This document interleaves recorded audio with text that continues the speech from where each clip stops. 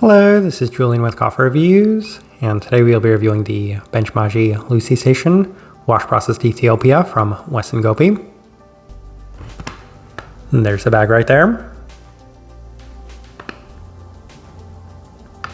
And Wes Ngopi, based out of Shah, Malaysia. And this coffee was featured in a recent blind taste test rankings video where it finished second place out of 5 Wes Ngopi coffees on that day. And if you watched that video, then you saw just how impressed I was with this coffee right from the onset, as it offered such wonderful sweetness and intensity for a wash-processed Ethiopian coffee that it definitely had a lot of potential to be one of my favorite coffees that we've reviewed this entire year. So I'm definitely looking forward to seeing how this one turned out, as this right here is day 49.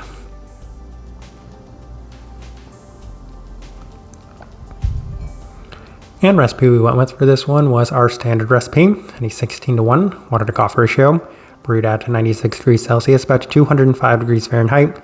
And I like this one best through the V60, which indicates a more medium fine grind. Roast profile for this coffee.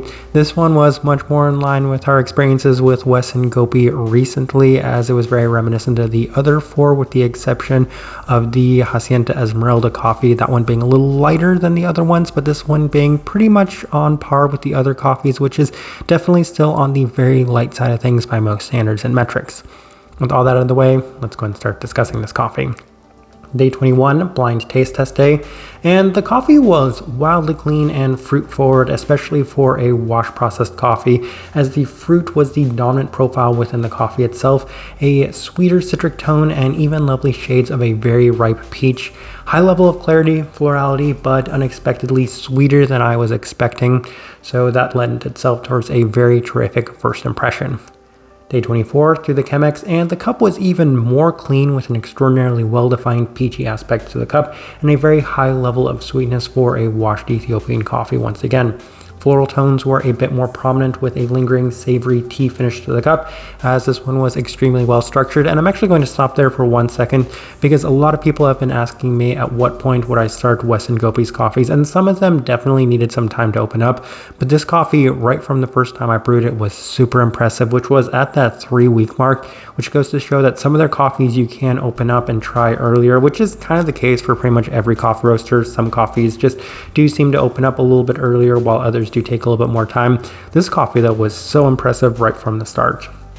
Day 27 through the April brewer, and the coffee does continue to offer that super clean base, complemented well by some nice fruit intensity, including more of the fresh lingering fruit tones and a very high level of florality as well. Another really great day, very much in line with the expectations for what this coffee was.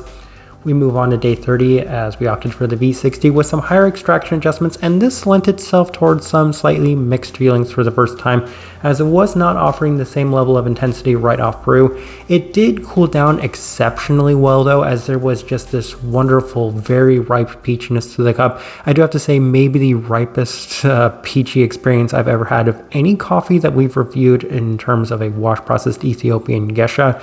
So that was really impressive in that sense.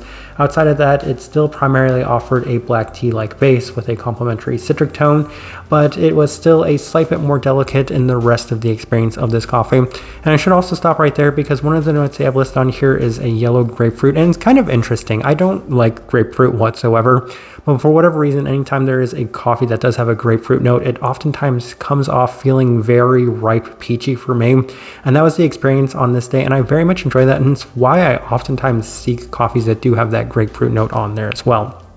Day 33 through the Chemex with the same adjustments, and it was struggling from a lot of the same issues as the previous day, as it feels a little bit more delicate, with a lot of the tea-like aspects being the primary focus. Fruit profile is better offered on the cool down, but also some slight vanilla and citric tones continue to remain present. First time I've mentioned the vanilla, and that's mostly because it does come in a little bit more sweeter of a sense. Day 36 through the V60 with our standard recipe, and it does continue to offer this wonderfully clean and intense geisha-like experience with a pronounced sweeter citric tone, as the listed grapefruit does continue to remain very apt, because that, coupled with the very ripe peachiness that's present within this one, is very enjoyable. Black tea base does remain an ever-present quality, and some beautifully defined florals are also present within this coffee. Day 39 through the Chemex with our standard recipe, and it does continue to have that very nice intensity in that classic geisha profile. Plenty of citric and floral tones at the base of the cup with some better defined peachy and floral finish. And I decided to leave that note there because I knew I was going to go back to the V60 for our final brew of this coffee. And we did so, and there was some slight inconsistency as it's still very nice, but not quite as intense as some of the earlier experiences, which is to say that this coffee also felt a little sensitive to some of the ways that we were brewing it. Classic Ethiopian profile with more of the savory black tea base, complemented by an abundance of citric qualities. And this time I decided to focus in a little bit more on those, which includes a slightly bitter, zesty sense, and also a bit brighter as well. Additionally, there's ripe peachiness, sweeter citrus, once again in line with that grapefruit, and a softer vanilla tone that's also present, as well as some white floral components to it.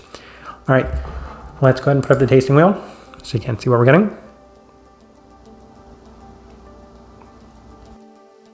And we have one level 5, so let's go through that one real quick, and it is the cleanliness level 5. So this coffee is exceptionally clean, and I think a lot of the reason why the Hacienda Esmeralda coffee did seem to suffer from that and was toned down to level 4 was because of just how clean this coffee was. The components within this one are better defined, they're a little bit cleaner as well, and this is a geisha coffee, so that probably helped it ever so slightly. But even then, super clean coffee. First thing I noticed from this one was just how clean and well-defined it was. So it definitely did justify that level 5 mark. So we're already off to a very good start with this one. Bunch of level 4s. We'll start with the finish, level 4. And the finish is kind of interesting because it did come in different aspects from times, as sometime it was a little bit more prominent in that black tea-like finish to it, but also a little bit more of that ripe peachiness and a little bit more of that citric quality, and even then a little bit more of the florals were also present. So you do get an ever-changing finish, which in itself can be fun. It does give this coffee a little bit more depth. Sweetness, level 4. This one was super sweet, and I think I was really surprised at just how sweet this coffee was. You can get pretty mixed experiences with washed Ethiopian coffees, maybe not being to the sweetness level that you would hope for. But even then, since this one was brewed alongside some extremely sweet coffees in this series as well, it did kind of stay at that level 4 mark, though I do have to say it probably could have justified a level 5 at its very best. But I think given that there was such a strong savory tea base to this one, I said, let's just leave it at that level 4 for the most part. Acidity, level 4. This is the first one that actually came out a little bit more bright than the other coffees, and I really wanted to chart that within this tasting wheel, mostly because it was definitely different from the other experiences we'd had with the other coffees. A little bit more of some citric brightness was present within this coffee, and that's why I justified that level 4 mark. Florality, level 4, mostly thinking plenty of those vanilla-like tones, but even then a lot of white flowers were present within this coffee, which is fully expected, especially for what this coffee is, and I'm very happy with the florals that were present within this one. Citrus fruit, level 4, and I mentioned that there's a slightly bitter, slightly zesty citric quality to it. They do have a bergamot listed on here, which is probably what I'm seeing, and that's why the spice is a little bit higher at that level 2 mark as well. But outside of that, I do have to say that the other citric qualities were that grapefruit, which at times, as I said, reminds me a lot more of a very ripe peachiness, which is why the stone fruit is there at the level 4 mark. I don't believe that they have any sort of stone fruit note listed here on this coffee, which is interesting to me because at its very best, it has a super overly sweet, ripe yellow peach to it that is very enjoyable. It's my favorite part of this coffee, and there are times where it was so prominent and pronounced, especially after we'd gone with some higher extraction adjustments and let it cool down, where I could have justified at level 5, especially given just how much clarity and definition there was to that part of the coffee. So really enjoyed the stone fruit aspects that were present within this one. And then we have one level 3 worth discussing, that is the savoriness, and I've mentioned that it does have a lot of the black tea like base to it, and I think it's kind of interesting because the description of this coffee does sound like it would be maybe a little bit more focused than that, and the entirety of this coffee would be a little bit more delicate, though I do have to say this one had great intensity to it, so it didn't turn out quite as delicate as I was expecting going into it. Final thing worth discussing is the body at a level 1, and given that the Hacienda Esmeralda also scored at that level 1, it was kind of interesting seeing just how light-bodied both of these coffees were, as this one definitely offered a tea-like experience in that regard as well. But as I'm looking at this tasting wheel, I do think it is a pretty good representation of what I was getting from this coffee. Alright, so my overall thoughts and impressions of this coffee. This one is easily my favorite wash processed Ethiopian coffee that we've reviewed this year by a distance, as I found it to offer such wonderful characteristics. It did hit on the big four that I'm looking for. Tremendous clarity. So scoring that level 5 for clarity, as I always say, is going to get you in the conversation for one of my favorite coffees of the entire year. Tremendous sweetness, almost justified at the level 5 mark as well. Great florality, level 4, but that's still fine by me because it still hit pretty high on one of my favorite and most important marks. And then the fruit quality is also scoring at the level 4, but at times, once again, I could have justified a level 5. So hitting and scoring really high in all 4 of those marks is a huge success for me. So that's why I found this to be one of my favorite coffees we've reviewed this year and one of my favorite Wes Ngopi coffees as well. And I'll kind of wait until our final review to discuss where this one ended up as far as the Wes Ngopi coffees we've reviewed in this series goes. But this one has a very strong chance of ending up on our top 10 coffees of the year list because I was just thoroughly impressed with this coffee right from the start. And even though there were some slight inconsistencies, by the end I do have to say it was still just a truly spectacular coffee. Type of person I would suggest this coffee to. This is very much along the lines of your classic washed Ethiopian Gesha profile. Tremendous clarity. That's the first place I have to start. If you love your super clean coffees, this one is exceptionally clean, offering great sweetness, florality, and fruit components to it. Especially focused a little bit more on much more ripe, sweeter fruits. That's the best direction to start with on this one.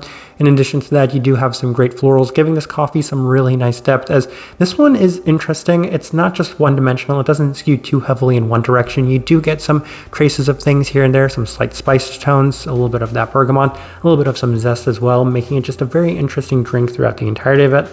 That's the best direction I can point somebody towards for this one, and also the best way I can leave this review. If you by chance had an opportunity to try this coffee, I'd love to know your thoughts and impressions of it as well. If you're enjoying the content, give this video a like, subscribe if you're not already subscribed. This right here has been a review of the Bench Maji Lucy Station, wash processed Ethiopia from Wes Ngopi. Thank you for watching.